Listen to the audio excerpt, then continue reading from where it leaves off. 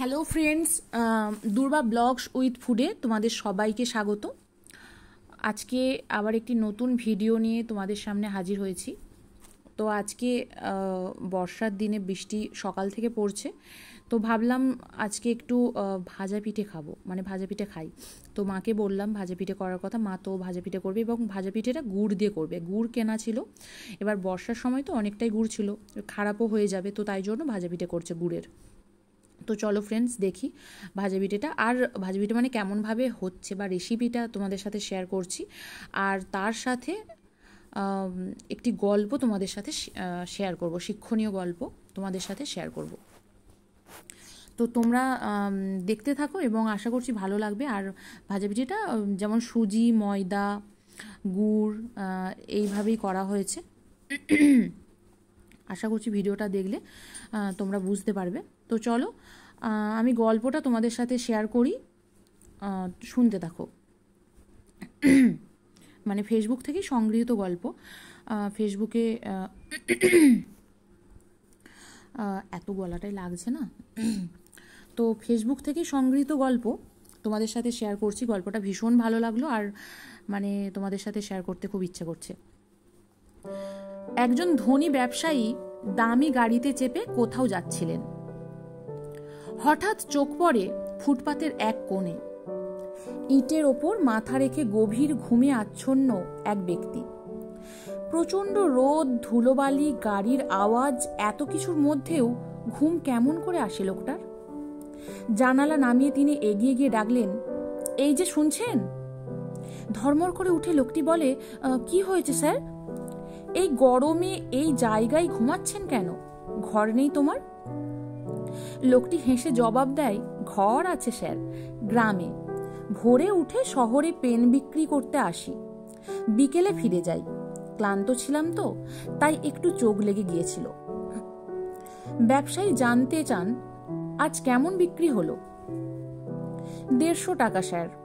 সন্ধ্যায় আবার এক গ্যারেজে কাজ করবি, কিছু টাকাও আসে, দুয়ে মিলে সংসার চলে যায় কোনো মতে। মেয়েটা আমার কয়েকদিন ধরে অসুস্থ, জ্বর যাচ্ছে না একদম।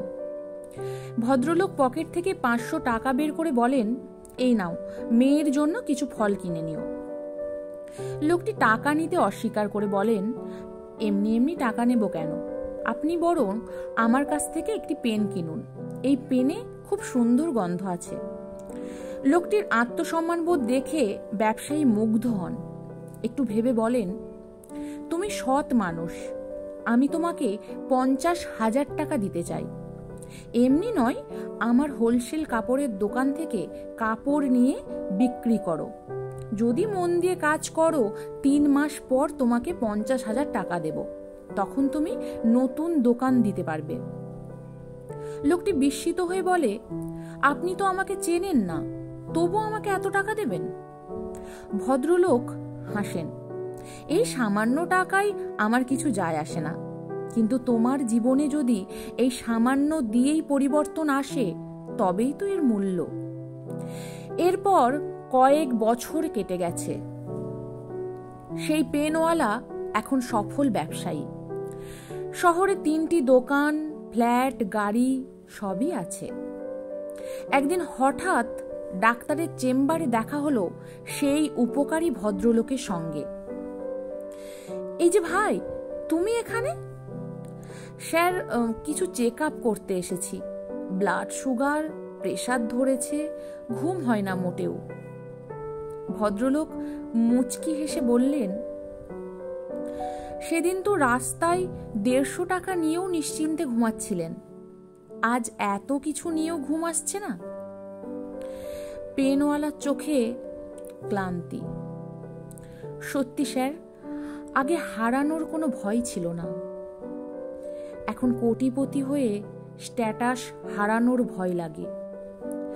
আগে এক বউ আর এক মেয়ে ছিল, এখন অনেক আত্মীয়, বন্ধু বান্ধব সবাই হয়েছে। সবাইকে খুশি রাখতে হয়।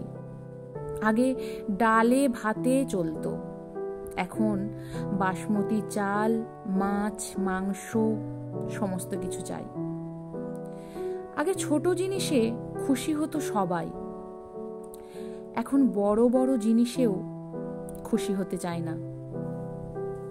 এত চাহিদা, এত চিন্তা, ঘুম আসবে কিভাবে? ভদ্রলোক শান্ত গলায় বললেন, আমি তো এই সমস্যায় বহুদিন ভুগেছি। একদিন আমার এক শিক্ষক বললেন, একজন সৎ, গরিব অথচ নিশ্চিন্ত মানুষকে সাহায্য করো, দেখবে শান্তি পাবে, ঘুম আসবে, সুস্থ থাকবে। পেনওয়ালার চোখে বিস্ময়। তাহলে স্যার, সেই কারণেই কি আপনি আমাকে সাহায্য করেছিলেন? ভদ্রলোক শুধু একটু হেসে চুপ করে রইলেন। আর সেই পেনওয়ালা দ্রুত গাড়ি নিয়ে বের হয়ে পড়ল। তার চোখ শুধু ফুটপাতের দিকে। আসলে সমস্ত কিছু থাকলেও মনে হয় অনেক অনেক প্রবলেম এবং সমস্যার মধ্যে আমরা পড়ে আছি। তো সেই জন্য কোনো ভালো মানুষ এবং সৎ মানুষকে সাহায্য করলে সেখান থেকে অনেক শান্তি আসে।